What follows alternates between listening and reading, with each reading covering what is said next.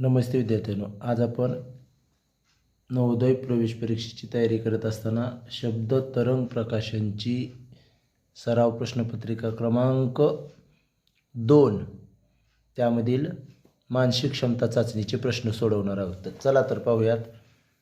भाग 1 हा आहे बघा. 3 आकृत्या कोणत्या तरी बाबतीत समान आहेत आणि एक वेगळी आहे, म्हणजे याच्यावरून आपल्याला वेगळी आकृती शोधायची हे लक्षात आलं.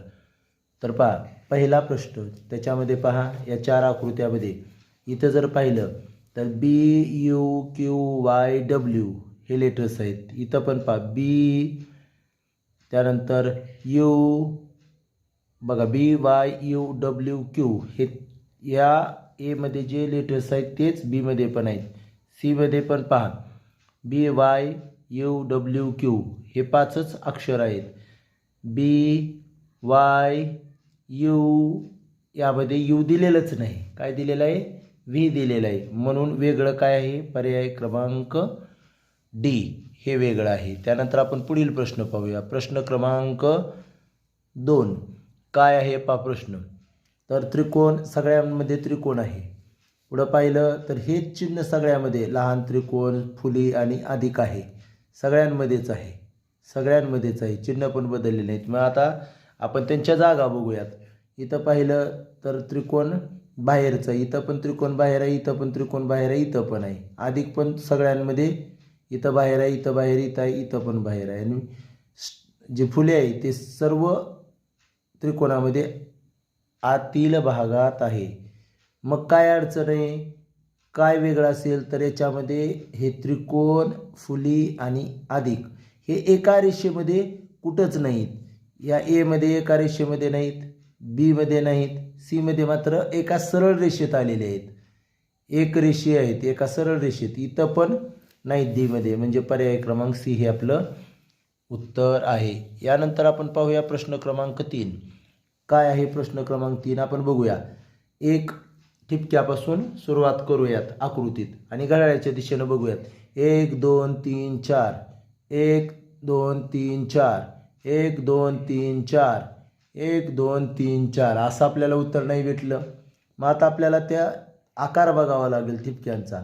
तर या ठिकाणी बघा 2 आणि 3 हे 2 उभे 3 आडवे. इथं बघितलं 2 उभे 3 आडवे. इथं बघा 2 पण आडवे आणि 3 पण आडवे. इथं बघा 2 आडवे 3 उभे, म्हणजे एक आडवे एक उभे असलेली आकृती सगळ्या ठिकाणी. मात्र पर्याय क्रमांक सी मध्ये मात्र 2 असणारे ठिपके पण आडवेच आहेत आणि 3 ठिपके पण आडवेच आहेत. म्हणून पर्याय क्रमांक सी हे वेगळं आहे. यानंतर पाहूयात आपण प्रश्न क्रमांक 4 काय आहे पहा. प्रश्न क्रमांक 4 वरची आकृती 1 2 3 4 बाजू असलेली आहे. मधली आकृती बघूयात. 1 2 3 4 5 आणि 6 बाजू आहेत. हे बघा वर 4 मध्ये आणखी बघा, ही छोटी 1, ही 2, ही 3, ही 4, ही 5 आणि 6. वरच्या बाजू 4, मधल्या आकृतीच्या 6, 2 ने जास्त. आता इथं बघूयात. 1 2 3 4 5 पंचकोन आहे बाहेरचा. मध्ये बघूयात 1 2 3 4 5 6, म्हणजे 5 बाजू बाहेर आहेत, मध्ये 6 म्हणजे 1 ने जास्त. इथं पहा षटकोन आहे. 1 2 3 4 5 6 बाजू आहेत, मध्ये 1 2 3 4 5 6 7 आहेत, म्हणजे एक बाजू जास्त आहे मध्ये. इथं पाहूयात त्रिकोण आहे, म्हणजे 3 बाजू आहेत, मध्ये 1 2 3 4 बाजू आहेत. म्हणजे बघा प्रत्येक ठिकाणी बाहेरील आकृतीला जेवढ्या बाजू आहेत त्यापेक्षा 1 न जास्त मध्ये आहे. इथं मात्र काय आहेत? ए मध्ये 2 बाजू जास्त आहेत, बाहेर 4 मध्ये 6. म्हणून वेगळं काय आहे? पर्याय क्रमांक 1. यानंतर पाहूया भाग 2. भाग 2 मध्ये आपल्याला लक्षात येईल प्रश्न आकृतीशी समान आकृतीची निवड करा असं म्हटलंय. समान म्हणजे तंतोतंत जुळणारी. आता बघा काय आहे ते. प्रश्न आकृती पहा. आपण एक एक पार्ट पाहू. इकडचे डाव्या भागातल्या 2 रेषा याच्यामध्ये नाही, एक अटला, इथं आहे, इथं आहे, इथं पण आहे. त्यानंतर उजवीकडच्या 2 रेषा तिरकस पाहूया. तर इथं आहे, इथल्या दूर आहेत, म्हणजे सी पण कटला, इथं आहे. आता राहिले ए आणि डी. त्यानंतर खालची ही छोटी रेष बघूया. एमध्ये आहे आणि एमध्ये आहे पण ए कटलेला आहे, याचा काही संबंधच नाही. आता राहिलेलं कोणतं होतं आपलं? बी आणि डी. तर बी आणि डीमध्ये विचार करताना इथं रेष इथल्यासारखी आहे, इथं मात्र उभी रेष आहे, म्हणून काय येणार आहे? पर्याय क्रमांक बी हे आपलं उत्तर आहे. त्यानंतर आपण पुढील प्रश्न पाहूया. प्रश्न क्रमांक 6. अगोदर प्रश्न आकृतीतली सर्वात वरची आकृती बघूया. षटकोन 1 2 3 4 5 6. तसाच बघूया. पहिल्यात आहे 1 2 3 4 5 6 7 सप्तकोन आहे आणि इथलं पहा, इथं कोण आहे, इथं मात्र सरळ रेष आहे, ए कटला. इथं आपल्याला पहिली आकृती जशाच तशी असल्यासारखी दिसते वरची, इथं पण आहे, इथं पण आहे. आता 2 नंबरची आकृती पाहूया. इथं पंचकोन आहे, हे तर कटलेलं आहे, बघायचंच नाही. इथं चौकोन आहे म्हणून कटला. इथं पंचकोन आहे, इथं पण पंचकोन आहे. आता मधली आकृती उलटा पंचकोन आहे, तर मग याच्यामध्ये या दोन्हीपैकी उलटा पंचकोन कुठं आहे? तर इथं असल्यासारखा, पण याचा आकार बघा. ह्या पंचकोन स्ट्रेट लाईन आहे त्या उभ्या, इथं मात्र क्रॉस आहेत, म्हणून पर्याय क्रमांक डी हे उत्तर येणार आहे. यानंतर आपण पुढील प्रश्न पाहूया. प्रश्न क्रमांक 7. डावीकडची प्रश्न आकृतीतला भाग बघू. ही उभी रेषण हा तिरकस भाग, हा डावीकडचा एमध्ये तसा असल्यासारखा दिसतो आहे, सुरुवातीला आहे. बीमध्ये इथं जोडलेला नाही बघा, इथं आहे ते बी कटला. सीमध्ये आहे तसा आणि डीमध्ये काय झालेलं आहे? तर ही रेष वाढवलेली आहे, डी आणि ए कटला. आता मात्र काय बघावं लागेल आपल्याला? ही तिरकस रेष, अशी तिरकस रेष, मग ही सरळ आहे म्हणून ए पण कटला. मग आधीच बी कटला होता, आधीच डी कटलेला होता, राहिला काय मग? पर्याय क्रमांक सी. जशास तशी आकृती आहे, तंतोतंत जुळणारी सारखी समान आकृती या ठिकाणी आहे. यानंतर पाहूया प्रश्न क्रमांक 8. आपण अगोदर हा आडवा बाण आणि वरची रेषा आहे त्याचा विचार करू. आडवा बाण आणि हे खाली आलेले आहे रेषा, म्हणजे ए कटला. इथं वर आहे, ही रेषा पण इथं आहे, बरोबर आहे. म्हणजे फक्त ए कटला, बी येऊ शकतो. सीला पण बघा अशी रेषा, हा बाण आहे, पण ही जी रेषा पुढच्या बाजूला आहे अशी, ती रेषा मागच्या बाजूला आहे, म्हणून सी पण कटला. आणि डीमध्ये मात्र जशास तसा आहे. आता उभ्या रेषेचा विचार करूया. उभ्या रेषेत इकडं वायव्येकडे रेषा आहे, मग आपल्याला बघावं लागेल ह्याच्यामध्ये वायव्येकडे असण्याऐवजी विरुद्ध दिशेला आहे, इथं मात्र बरोबर आहे, म्हणून पर्याय क्रमांक डी हे आपलं उत्तर आहे. यानंतर आपण पाहूया भाग 3. भाग 3 मध्ये काय आहे तर पहा. दिशा न बदलता प्रश्नाकृतीच्या संरचनेत आढळणारे नाते त्या लुप्त भागात बसला पाहिजे. कुठला तरी एक भाग रिकामा सोडलेला असतो, तिथं बसला पाहिजे. तर आपण यावेळी तुम्हाला सांगितलेलं आहे की बाबा वरच्या 2 आकृतीचा किंवा डावीकडच्या 2 आकृतीचा, उजवीकडच्या 2 आकृतीचा काही तिरकस विचार करायचा. कधी कधी आकृती पूर्ण होत असते. मग इथं काय होईल? सरळ जर विचार केला तर ही रेषा अशी येणार आहे पुढं, अशी रेषा, ही रेषा वरून खालीपर्यंत येणार आहे नीट विचार केल्यानंतर, आणि ही मात्र ह्या कोपऱ्यात जाणार आहे. मग असा भाग कुठं दिसतोय आपल्याला? तर बघा एमध्ये खालच्या कोपऱ्यात आलेला आहे, इथं तर इकडच्या डाव्या कोपऱ्यात दिलेला आहे, इकडं मात्र बरोबर आहे जशास तसं, आणि इकडं वेगळ्याच पद्धतीने आहे. पर्याय क्रमांक सी हे आपलं उत्तर आहे. यानंतर पाहूया प्रश्न क्रमांक 10. या ठिकाणी तर फार सोपं आहे बघा. तिरकस विचार करूया. विरुद्ध दिशेने आहेत, बरोबर, म्हणजे हे सुद्धा विरुद्ध दिशेला असतील, म्हणजे या ठिकाणी चौकोन तयार होणार आहे खालच्या कोपऱ्यात. खालच्या कोपऱ्यात चौकोन तयार होणार आहे. तर या कोपऱ्यामध्ये असा चौकोन तयार होईल आणि ही रेषा या ठिकाणी जोडली जाईल. मग असं कुठं आहे पहा, खालच्या कोपऱ्यात चौकोन, इथं रेषा कडपर्यंत आलेली आहे, हे नाही, इथं तर चौकोनच नाही, इथं बरोबर आहे, इथं पण नाही. पर्याय क्रमांक सी हे आपलं उत्तर आहे. यानंतर आपण पाहूया प्रश्न क्रमांक 11. बघा हे बघा, अर्धवर्तुळ असा त्रिकोण, अर्धवर्तुळ असा त्रिकोण, असा त्रिकोण, म्हणजे काय आहे? सगळ्या ठिकाणी सारखीच आकृती आहे, आकार आहे. म्हणजे इथं पण हे बघा आतल्या बाजूला असा वक्र येईल आणि वरच्या बाजूला मात्र अशा प्रकारचा त्रिकोण येईल. असं कुठं आहे? एमध्ये तर नाही, बीमध्ये असल्यासारखं दिसतंय, बरं दिसतंय, सीमध्ये तर अजिबात नाही आणि डीमध्ये नाही, म्हणजे पर्याय क्रमांक बी हे उत्तर आहे. त्यानंतर आपण पाहूया पुढील प्रश्न. प्रश्न क्रमांक 12. इथं पहा, तिरकस विचार करू. ही रेष तर कंप्लीट केलेली आहे, म्हणजे ही रेषसुद्धा काय होणार? पूर्ण कंप्लीट होणार अशी. आणि डावीकडं बाण होता, खाली उजवीकडे आहे, वर खाली आहे, तर इथं काय असेल बाण? मग वर असणार, वर. मग अशा पद्धतीनं कुठं आहे पहा, तर वर बाण फक्त पर्याय क्रमांक डी मध्ये आहे, म्हणून उत्तर येणार आहे पर्याय क्रमांक डी.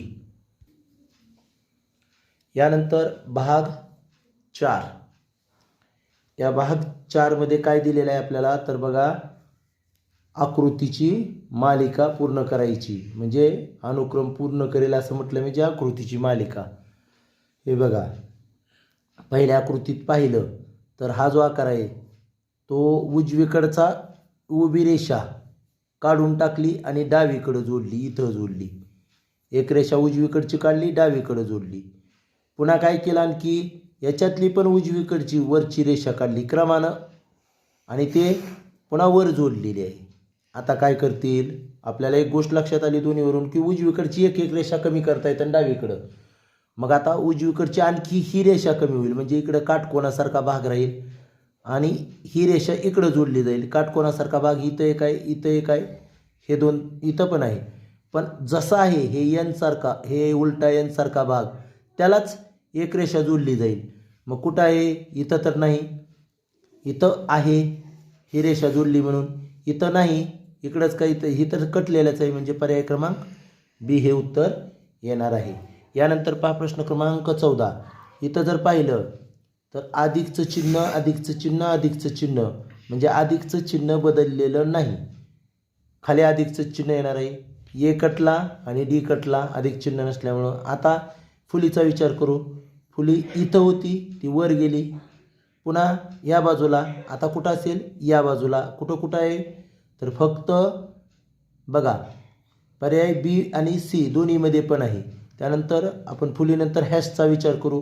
हॅश वर होतं, त्याच्या पुढच्या कप्प्यात गेला, त्यानंतर अधिक सोडून पुढच्या कप्प्यात. आता त्रिकोणाच्या जागी असेल म्हणजे वर असेल. वर कुठं आहे? तर फक्त पर्याय क्रमांक सी मध्ये आहे, म्हणून उत्तर येणार आहे पर्याय क्रमांक सी.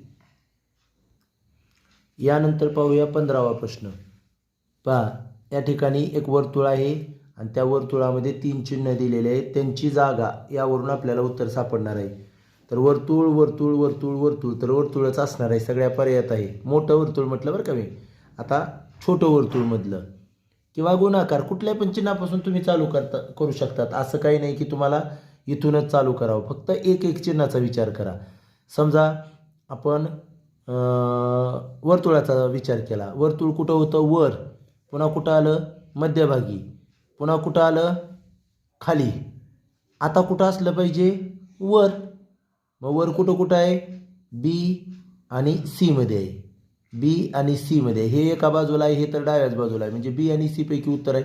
आता आपण मधल्या गुणाकाराचा विचार करू. गुणाकार मध्यभागी होतं, पुन्हा डावीकडे गेलं, नंतर उजवीकडे गेलं, आता मध्यभागी येणार आहे. मध्यभागी कुठं आहे? तर पर्याय क्रमांक सी मध्ये पण आहे, पर्याय क्रमांक बी मध्ये पण आहे. आता चौकोन पाहूया. चौकोन खालच्या बाजूला उजवीकडे होता, वर गेला उजवीकडं, पुन्हा डावीकडे गेला. आता कुठे येईल? डावीकडं वर आहे, डावीकडं खाली येईल. मग खाली कुठं आहे? डावीकडं. तर पर्याय क्रमांक बी मध्ये आहे, म्हणून उत्तर येणार आहे पर्याय क्रमांक बी. यानंतर पहा 16वा प्रश्न. 16व्या प्रश्नामध्ये हे एफचा आकार, हे एफचा आकार आणि हे जसं आहे तसं घड्याळाच्या दिशेनं किती अंशात? 90 अंशात फिरवलंय. हे बघा, घड्याळाच्या दिशेने फिरवलं म्हणजे इकडून असं फिरवलं घड्याळाच्या दिशेने 90 अंशात, म्हणून एफचं तोंड खाली आलं. पुन्हा आणखी 90 अंशात फिरवलं तर एफचं तोंड बघा डावीकडं आलं. आता आणखी 90 अंशात फिरवणार, मग वर तोंड येईल. वर कुठं आहे? 1 2 या 2 ठिकाणीच आहे, म्हणजे ए आणि सी ला आहे. बी आणि डी तर कटला. आता फक्त जे रंगवलेला डॉट आहे वरच्या भागात होता, त्यानंतर तिथं 2 नंबरच्या भागात गेला, त्यानंतर 3 नंबरच्या भागात इथं गेला.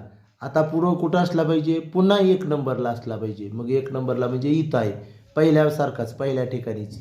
म्हणून पर्याय क्रमांक ए हे उत्तर आहे.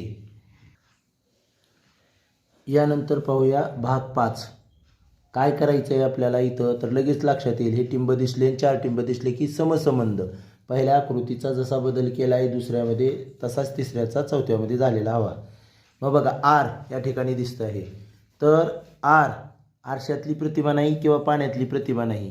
हे बघा डायरेक्टली विरुद्ध केलेलं नाही, तर ते घड्याळाच्या दिशेनं 180 अंशात फिरवलं. हे बघा एकदा फिरवलं की आडवं झालं असतं, 2 वेळा फिरवलं म्हणजे 180. तसंच एफला सुद्धा फिरवावं लागेल. एफला जर एकदा फिरवलं तर हे बाजू खाली येईल, एफ खाली येईल तोंड, आणि पुन्हा अजून एकदा फिरवलं तर ते उभं होईल. परंतु ही बाजू काय येईल, इकडे येईल, आणि ही बाजू इकडं. म्हणजे पर्याय क्रमांक ए हे उत्तर येणार आहे. त्यानंतर प्रश्न क्रमांक 18. इथं काय दिलेलं आहे पहा. ही जी आकृती आहे दिलेली, ही आकृती घड्याळाच्या विरुद्ध दिशेने 90 अंशात फिरवली. म्हणजे कशी फिरवली, हे इकडून इकडं फिरवली घड्याळाच्या विरुद्ध दिशेनं. म्हणजे किती अंशात, 90 अंश. म्हणजे एकदाच फिरवायची. मग तशीच आपल्याला ही सुद्धा आकृती 90 अंशातच घड्याळाच्या विरुद्ध दिशेनं फिरवावी लागेल. म्हणजे ही तिरकस रेषा खालच्या कोपऱ्यात येईल. बघा हा भाग इकडं पुढच्या बाजूला जाईल. मग असं फक्त कुठं आहे, ही तिरकस रेषा खालच्या बाजूला, हे बघा, आणि हा भाग त्याच्या पुढच्या भागात. इथं पर्याय क्रमांक सी हे उत्तर येणार आहे. त्यानंतर आपण पाहूया प्रश्न क्रमांक 19. बघा ह्या 19व्या प्रश्नाचा विचार करताना तुमच्या एक गोष्ट लक्षात येईल की याचं उत्तर काय येणार आहे. बघा ही आकृती जी आहे तो विरुद्ध केलं आहे, खालचा भाग वर आणि वरचा भाग खाली. इथं पण आपण खालचा भाग वर करू, वरचा भाग खाली. म्हणजे वर्तुळ कुठं असलं पाहिजे, वर, आणि वर तोंड करून असं वक्र भाग वर असला पाहिजे. असं कुठं आहे वर्तुळ, इथं आहे, पण इथला हा भाग चुकीचा दिला म्हणून हे कटला. इथं आहे, इथं आहे, आणि इथं पण आहे. म्हणजे या 3 याच्यामध्ये आपल्याला सध्या दिसत आहे. आता बघूयात. आणि हे जे 2 होते का नाही वर्तुळ, ते त्यांचा छेदलेल्या भागात एकच केलेलं आहे. म्हणजे इथं पण 2 चौकोन आहेत, ते छेदलेल्या भागात एक पाहिजे. याच्यामध्ये आहे, इथं दोन्हीच्या दोन्ही तसेच ठेवले, तर हे बाहेर दिलेलं आहे म्हणून हे नाही. पर्याय क्रमांक बी हे आपलं उत्तर आहे. आता प्रश्न क्रमांक 20. या प्रश्नाचा आपण विचार करताना लक्षात घ्या, इथं थोडीशी अडचण आहे. या प्रश्नात उत्तर नाही, पण आपण उत्तर काढूयात, तयार करूयात. हे बघा, हे वर्तुळ मधल्या भागातलं 2 झाले, डाव्या बाजूला आले. मग इथं मध्ये भागी काय 2 रेषा आहेत, तर 1 न वाढणार 3 रेषा. कुठं आहेत, ए इथं नाही, इथं नाही, आणि डी. म्हणजे बी आणि सी तर केव्हाच उत्तर येणार नाही आपलं. आता राहिलं ए आणि डी. आता बघूयात, या 3 रेषा होत्या, त्या पुढच्या बाजूला जाऊन 4 झाल्या. म्हणजे इथं 4 चौकोन आहेत, पुढच्या बाजूला जाऊन काय झाले पाहिजे, 5. पण इथं पण नाहीत, इथं पण नाहीत. मग आपण इथं पण 5 बनवू, आहेत असं गृहीत धरा, 5 बनवले, आणि इथं पण 5 बनवले, इथं पण 5 आहेत. आता बघूयात, ह्या दोन्हीपैकी काहीच कटलं नाही. त्यानंतर आपण बघूया, इथं 4 चौकोन होते, ते काय केले, एक कमी पुढच्या ह्याच्यात घातल्या. मग इथं पण 4 वर्तुळ आहेत, तर एक कमी 3 असले पाहिजेत. मग 3 कुठं आहेत, इथं 5 जशाच तसे दिलेत, इथं 3 आहेत. म्हणून पर्याय क्रमांक ए हे आपलं उत्तर येणार आहे. लक्षात घ्या. त्यानंतर म्हणजे आतापर्यंत आपण हे 20 प्रश्न पाहिलेले आहेत. 20 प्रश्नाबाबत कुणाची काही अडचण नसणार आहे.